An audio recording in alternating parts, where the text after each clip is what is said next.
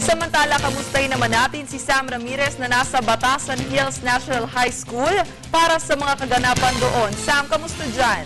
Yes, good morning, Pia. Nag-umpisa na nga yung klase dito sa Batasan Hills National High School kung saan kanina nakita natin may mga late na estudyante na pilit na humahabol dun sa kanilang mga klase. At samantala naman, may mga nakita din tayo mga barangay tanod na nakadeploy dito sa labas ng Batasan Hills National High School. Ito ay para siguruhin na ligtas ang 12,600 na mga estudyante dito. At maya-maya nga lamang ay magkakaroon sila ng recess, at kanina out natin yung mga kantin dito sa areas. Tatlo yung kantin dito sa Batasan Hills National High School. Dalawa dyan ay ino-operate ng Teachers Cooperative at yung isa naman ay independent.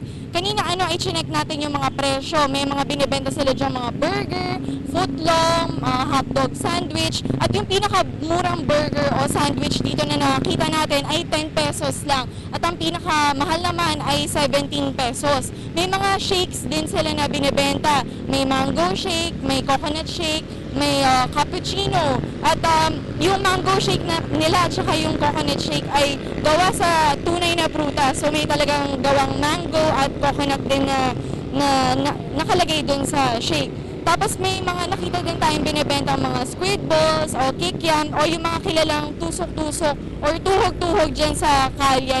Pero sinigurado naman nung naghahanda na safe at fresh yung mga ginagawa nila, talagang nakalagay sa plastic bago nila iluto, tapos hindi nilalangaw. Tapos may mga nakita rin tayo yung binibenta na hot cake, na mga Japanese cake. Tapos may mga lutong bahay din sila na inihahanda. At sa tabi naman nung pinuntahan natin ay merong internet shop. Yes, merong internet shop dito mismo sa loob ng Batasan Hills National High School. 10 pesos lang yan per hour. Tapos sa piso naman yung printing nila dyan pag black and white tsaka pag short. Yan muna yung mga pinaka-latest dito sa Batasan Hills National High School.